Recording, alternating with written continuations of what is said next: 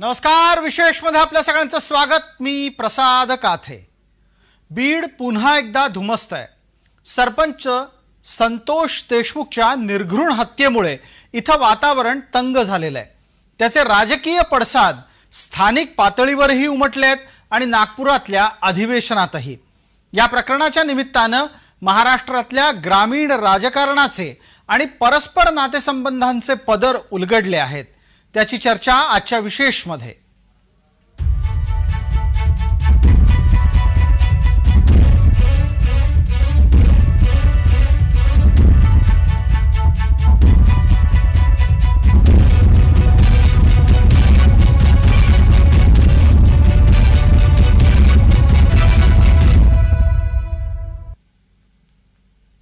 मसाजोग हे मटकी पोहे खाण्यासाठी प्रसिद्ध असलेलं ठिकाण। मात्र आता मटकी पोह्याच्या ऐवजी तिथं चर्चेत आलंय ते सरपंच संतोष देशमुख यांच्या हत्येचं प्रकरण। या हत्येच्या प्रकरणामुळे घडणाऱ्या राजकीय नाट्यामध्ये काही महत्त्वाची नावं आहेत। कोणती नावं आहेत ते पहा। पहिलं नाव येतं स्वाभाविकरित्या वाल्मिक कराड। वाल्मिक कराड या प्रकरणातले आरोपी आहेत। त्याच्यानंतरचं नाव आहे धनंजय मुंडे। धनंजय मुंडे विद्यमान मंत्री आहेत। त्यांच्या भगिनी पंकजा मुंडे सुद्धा या राजकीय नाट्यामध्ये एक महत्त्वाचा घटक म्हणून चर्चेला आलेले आहेत। त्याचबरोबर या राजकीय नाट्यातलं पुढचं नाव आहे संदीप क्षीरसागर। हे आमदार आहेत। सुरेश धस हे आणखी एक आमदार आहेत ज्यांची चर्चा सुद्धा या राजकीय नाट्यामध्ये होते आहे। याच्या जोडीला मराठा आंदोलक मनोज जरांगे यांचीही चर्चा आहे। आणि शेवटच्या टप्प्यातले दोन जण आपल्या समोर आहेत। ते आहेत प्रथमतः राष्ट्रवादीचे प्रमुख अजित पवार, जे राज्याचे उपमुख्यमंत्री आहेत। आणि हे सगळं प्रकरण ज्यांच्या दरवाजामध्ये जाऊन थांबलंय ते महाराष्ट्राचे मुख्यमंत्री देवेंद्र फडणवीस। एकूणच संतोष देशमुख प्रकरणामध्ये या सगळ्या व्यक्तींची, या सगळ्या महत्त्वाच्या घटकांची चर्चा आहे आणि याचंच विश्लेषण आता आपण टप्प्याटप्प्यानं करून घेणार आहोत। वादाच्या केंद्रस्थानापासून अगदी जवळचं नाव आहे ते वाल्मिक कराड। संतोष देशमुखच्या हत्येचा वाद चिघळल्यापासून वाल्मिक कराड फरार आहे। हे एक बीड जिल्ह्यातलं वादग्रस्त वक्तव्य आहे, वादग्रस्त व्यक्तित्व आहे। खंडणीचा गुन्हा वाल्मिक कराडवर दाखल आहे। केतचा रॉबिनहूड अशी प्रतिमा त्यांनी स्वतःची बनवली आहे। जिल्ह्यामध्ये यंत्रणेवर दबदबा निर्माण केलाय। काही जण त्याला दहशत म्हणतात। अडीअडचणीतल्या लोकांचा पाठीराखा असा स्वतःचा परिचय वाल्मिक कराड यांना करून द्यायला आवडतं। पण या सगळ्यामध्ये जो शेवटचा आणि अत्यंत चर्चेतला मुद्दा आहे, वाल्मिक कराड हा धनंजय मुंडे यांचा विश्वसनीय पाठीराखा आहे।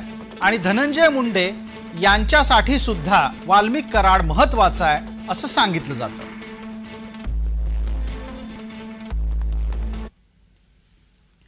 जसजसं या प्रकरणामध्ये वाल्मिक कराडचं नाव यायला लागलं, शरद पवार गटाचे आमदार संदीप क्षीरसागर आणि भारतीय जनता पार्टीचे आमदार सुरेश धस हे सक्रिय झाले। संदीप क्षीरसागर यांनी वाल्मिक कराडच्या विरोधामध्ये सभागृहात मुद्दा लावून धरला। जी काही लोक मला त्या गावातले सांगत होते ते लोकांच्या सांगण्याप्रमाणे मी तिचं नाव घेतले आणि त्या माणसाचं नाव मी काय आका बोलणार नाही। त्या माणसाचं नाव वाल्मिक कराड आहे अध्यक्ष महोदय। आणि 6, 9 आणि 11 या तारखेचे जे गुन्हेगार अटक आहेत किंवा या वाल्मिक कराडचे जर मोबाईल रेकॉर्ड जर आपण बघितले आहे अध्यक्ष महोदय, तर पूर्ण गणित देसाई साहेब, पूर्ण गणित हे आपल्या लक्षात येईल अध्यक्ष महोदय। संदीप क्षीरसागर यांचं सक्रिय होणं एक वेळेला लक्षात येऊ शकतं, पण या सगळ्याचा स्थानिक राजकारणाशी काही ना काहीतरी भाग आहे हे आपल्याला विसरता येणार नाही। आश्चर्य असं की महायुतीतला एक आमदार सुरेश धस या नात्यानं सुरेश धस हे सुद्धा संतोष देशमुख प्रकरण लावून धरतायत. मला असं वाटतं राज्याचे कुठलेही मुख्यमंत्री नाही आणि ते तर स्वतः जवळपास 1.5 टर्म त्यांच्याकडे गृह खातं राहिलेलं आहे. गृह खातं अतिशय चांगल्या पद्धतीने सांभाळण्याची त्यांची हातोटी आहे आणि मला असं वाटतं की याच्यामध्ये 100% त्यांना आम्ही जाऊन सांगू आणि या घटनेचा तपास छडा लागला पाहिजे. जे जे कोणी आरोपी आहेत ते आरोपी अटक झाले पाहिजेत आणि पुढे ही केस चालण्यासाठी उज्ज्वल निकम साहेबांसारखा मोठा वकील सरकारी वकील म्हणून नियुक्त करावा अशा प्रकारची सुद्धा मागणी आम्ही करणार आहोत. महायुती सरकारच्या विरोधामध्ये महायुतीचाच एक आमदार विरोधकांच्या सोबतीनं मैदानात उतरलाय याचा अर्थ नक्कीच काहीतरी वेगळा आहे आणि नक्कीच असं काहीतरी घडलं असणार जे महायुती सरकार यायच्या आधी घडलेलं असू शकतं. स्थानिक सूत्र पडद्यामागचं काय राजकारण सांगतायत ते पहा. संदीप क्षीरसागर हे बीड इथून उमेदवार होते.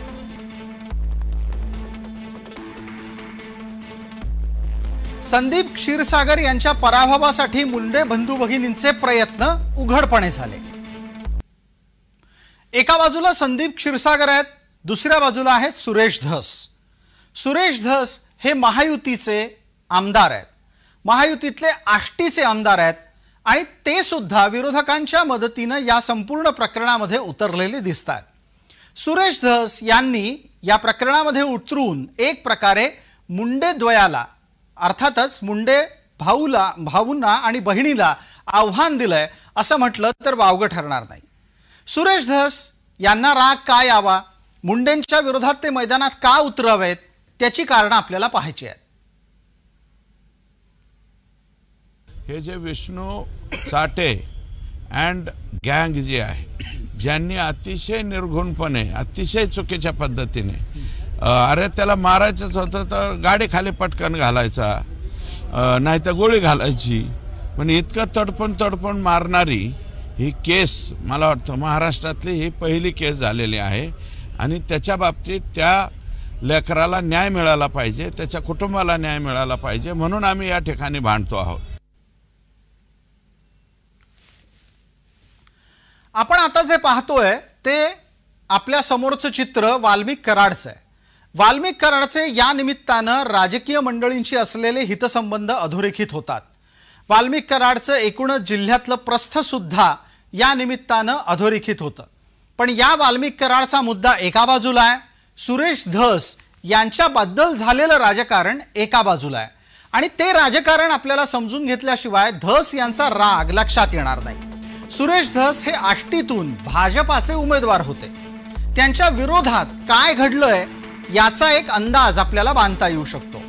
धस निवडणूक लढत असताना भीमराव धोंडे सुद्धा मैदानात उतरले.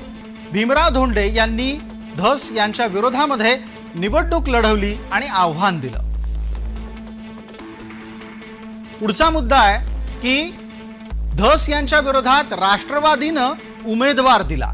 आष्टीमध्ये राष्ट्रवादीनं भारतीय जनता पार्टीच्या विरोधात बाळासाहेब आजबे यांना मैदानात उतरलं. बाळासाहेब आजबे हे आष्टीमध्ये धस यांच्या विरोधात लढले. संपूर्ण राज्यामध्ये या मैत्रीपूर्ण लढतीची चर्चा होती आणि म्हणूनच धस यांची डोकेदुखी वाढली. आता मुंडेंच्या या राजकारणामुळे धस संतप्त आहेत.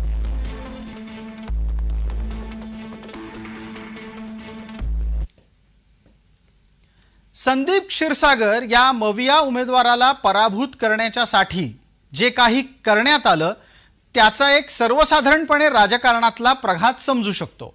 पण दुसऱ्या बाजूला मात्र या संपूर्ण प्रकरणामध्ये सुरेश धस यांची नाराजी आता लपलेली नाही, ती उघड आहे आणि ती उघड नाराजी घेऊनच धस या संपूर्ण प्रकरणामध्ये आत्ताच्या घडीला आपली भूमिका मांडताना दिसतात. या सगळ्या राजकारणाला जी घटना कारणीभूत ठरली आहे तिचा घटनाक्रम आपल्याला लक्षात घ्यायला हवा. बीड जिल्ह्यामध्ये पवनचक्कीला सुरक्षा देण्यासाठी स्थानिक गुंड हप्ता घेत आहेत. ही गोष्ट लपून राहिलेली नाही.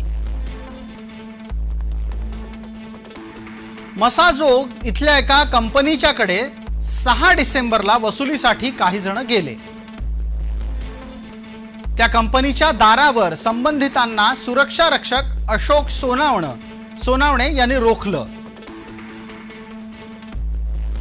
ज्यांना रोखलं ते वाल्मिक कराडचे समर्थक होते असं सांगितलं जात आहे. कंपनीच्या गेटवर वाद वाढल्यानं स्थानिक सरपंचाला बोलवण्यात आलं. मसाजोगचे सरपंच संतोष देशमुख यांनी वाद मिटवायचा प्रयत्न केला. मात्र वाद मिटण्याऐवजी वाढला आणि प्रकरण हातघाईवर आलं. वादातून सरपंच संतोष देशमुखनं सुदर्शन घुलेला मारहाण केली असा आरोप केला जातोय. त्याचाच राग मनामध्ये बाळगून 9 डिसेंबरला दुपारी सरपंच देशमुख यांना स्थानिक टोल नाक्यावरून अपहृत केलं गेलं, म्हणजे त्यांचं अपहरण केलं गेलं. अमानुष मारहाण करून देशमुख यांना कळम शिवार इथं फेकून दिलं गेलं. जबरी मारहाण झाल्यानं सरपंच देशमुख यांचा मृत्यू झालाय. घटना घडत असताना पोलीस बघ्याच्या भूमिकेत असल्याचा आरोप आहे आणि हाच मुद्दा आता कळीचाही ठरतोय. दुसऱ्या बाजूला सरपंच देशमुख यांच्या शवविच्छेदनाचा अहवाल आलाय. हा तपशील आपल्या डोळ्यासमोर आहे आणि तो आपल्याला लक्षात घ्यायला हवा. या तपशिलामध्ये अतिशय स्पष्टपणे मृत्यूचं कारण दिलं गेलेलं आहे आणि त्यात जबरी मारहाण हा मुद्दा ठळकपणे समोर येतो. संतोष देशमुखच्या हत्येमध्ये ज्यांची नावं येत आहेत ते सगळे राजकीय सल्लागार आहेत. ज्या लोकांची नावं समोर येत आहेत ते तिथल्या एका मोठ्या राजकीय नेत्याचे जवळचे आहेत. हे आता लपून राहिलेलं नाही. कोण कोणाचे कोणाला झाले, कोणी कोणाला फोन केले, हे सगळं बाहेर येत आहे. ह्याच्यावरती एखादी SIT लावावी आणि सरकारने ट्रान्सपरन्सी दाखवावी, सरकारने पारदर्शकता दाखवावी. हे सगळं घडल्यावर महायुतीतले आणखी एक आमदार प्रकाश सोळंके पण मुंडे बंधू आणि मुंडे भगिनीच्या विरोधामध्ये सक्रिय झाले आहेत. आमदार सोळंके यांनी संतोष देशमुखच्या परिवारासाठी मदत निधी उभारायला पुढाकार घेतला. असं सांगितलं जात आहे की आतापर्यंत सुमारे 50 लाख रुपयांचा निधी कुटुंबाला मिळवून देण्यात आलाय आणि तशी चर्चा गावात आहे. जमलेल्या सर्व बंधू भगिनींना आणि विशेषतः सर्व व्यापारी वर्ग असतील, इतर व्यावसायिक असतील, सर्वांना मी कळकळीची विनंती करतो की आपापल्या परीनं जास्तीत जास्त जेवढी मदत देता येईल तेवढी आपण या निमित्तानं द्यावी एवढीच विनंती करतो आणि मदत फेरीला आपण सुरुवात करूया असं आवाहन करतो. हे प्रकरण जसजसं वाल्मिक कराडच्या भोवती अधिकाधिक गुंतत जात आहे आणि दुसऱ्या बाजूला हेच प्रकरण जेवढ्या मोठ्या पद्धतीनं धनंजय मुंडेंच्याही भोवती फिरतंय हे लक्षात येताच मुंडेंनी आता सावध भूमिका घेतलेली आहे. अतिशय घाणेरड्या घटनेमध्ये माझा संबंध लावणं म्हणजे यांना कुठेतरी या बाबतीत राजकारण आणायचं आहे. आदरणीय मुख्यमंत्री स्वतः यावरती ही घटना का झाली, कशी झाली, याला काय कारण आहे, कोण जिम्मेदार आहे, आतापर्यंत काय चौकशी झाली आहे, किती आरोपी अटक झालेत, किती आरोपी अटक व्हायचे राहिलेत, याबाबतचा सविस्तर शासनाकडून जबाबदारीपूर्वक आदरणीय मुख्यमंत्री महोदय निवेदन करणार आहे. तोपर्यंत आपण थांबावं. एकीकडे बीडमधील स्थानिक राजकारणामध्ये मुंडे बंधू भगिनींच्या विरोधामध्ये मराठा आमदार एकवटले असताना मराठा आंदोलक मनोज जरांगे यांनीही या वादात उडी घेतली आहे. याच्यामध्ये जे असतील नुसते एकच नाही, मग त्याच्यात कुणी पण असू दे, नेतेन फेतेन कोणी पण असू दे, त्या चौकशीमध्ये जे आढळून येणार आहेत त्या सगळ्यांवरती तातडीनं कारवाई करून तुम्हाला त्यांना अटक करून कायमचं जेलमध्ये डांबावं लागणार आहे. आणि तुम्हाला जाहीरपणानं सांगतो, जर मुख्यमंत्र्यांनी यांनी लक्ष घालून त्या कुटुंबाला न्याय देण्यासाठी आरोपींना जर लवकरच अटक नाही केलं तर त्या कुटुंबाचं मॅटर आपण कधीच दबू देणार नाहीत, कारण तो आमचा पण भाऊ आहे. जो रास्ता रोको नाही, न्यायाची प्रक्रिया आहे. हे लोक सकाळपासून संयमानं बसली आहेत. म्हणजे शांततेत मराठा आणि महाराष्ट्रातही संदेश फिरायला लागलाय. महाराष्ट्रातल्या मराठ्यांना सांगतो, संयम धरायचा आहे सगळ्यांनी, शांत राहायचं आहे, न्याय 100% मिळणार आहे. SP साहेब हे सगळेजण काम चांगलं करतायत, ते न्याय देतील. या मागण्यांच्या सगळ्या न्याय मिळेल. आणि माझी इच्छा आहे की सरकारनं आणि मुख्यमंत्र्यानं आपल्यामार्फत तातडीनं हा विषय ताबडतोब हाताळा. कारण हे मर्डर झालाय, ही का रास्त रोको नाही एखाद्या मागणीसाठी. तुम्ही संवेदनशील असाल तर हे ताबडतोब मुख्यमंत्र्यांनी हाताळा. दरम्यान या संपूर्ण प्रकरणामध्ये कुठलाही इतर रंग येऊ नये याच्यासाठी देशमुख कुटुंबानं अत्यंत समंजस भूमिका घेतलेली आहे. इथं जातीवादाचा काही विषय नाही. ज्या मुलाचे भांडण झालं ते तो दलित आहे. आणि मी तुम्हाला सकाळी पण एक सांगितलं होतं की ज्या जातीचा जे मुख्य आरोपी आहे, जो ज्या जातीचा आहे त्याच जातीचा व्यक्ती, त्याचं पूर्ण कुटुंब माझी शेती वाहतात 22 वर्षापासून. त्याच्यामुळे जातीवादाचा काही संबंधच येत नाही इथं. पण जे ते लोक आहेत त्यांना जर वाटत असेल की हा जातीवाद आहे तर ते जातीवादी असतील, म्हणजे त्या जातीची ते पाठराखण करत असतील. मी त्या लेकराचा जीव गेला याच्याबद्दल दुःख व्यक्त करते. मी स्वतः देवेंद्र फडणवीसांना बोलले, मी स्वतः सेचपिंना बोलले आणि मी सांगितलं की याच्यामध्ये जोही कोणी दोषी असेल, जो खरा दोषी असेल, ज्यांनी खरंच याच्यामध्ये ह्या लेकराचा जीव घेतलाय, त्याला कडक शिक्षा झालीच पाहिजे, हा माझा आग्रह. आज मी त्या लेकराला श्रद्धांजली वाहते. हे सगळं प्रकरण घडत असताना आता ते येऊन थांबलंय राज्यातल्या महत्त्वाच्या नेत्यांच्या दरबारात. त्याची कारणं लक्षात घ्या. सध्या बीड धुमस्त आहे. फरार वाल्मिकला अटक करण्याची मागणी जोर धरतीये आणि ती सर्व बाजूंनी होते आहे. मुख्यमंत्र्यांच्याकडून तातडीनं हस्तक्षेपाची मागणी सुद्धा या प्रकरणात आहेच. अधिवेशनामध्ये अपेक्षित कारवाई न झाल्यास मोर्चा काढायची तयारी सुद्धा केली जातीये. या आंदोलनाच्यासाठी निधी गोळा केला जातोय आणि त्यात जवळपास एकरी 100 रुपये अशी वर्गणी घेतली जाते. राष्ट्रवादीच्या नेतृत्वानं पक्ष पातळीवर हा विषय हाताळायला हवा अशी अपेक्षा सुद्धा आहे.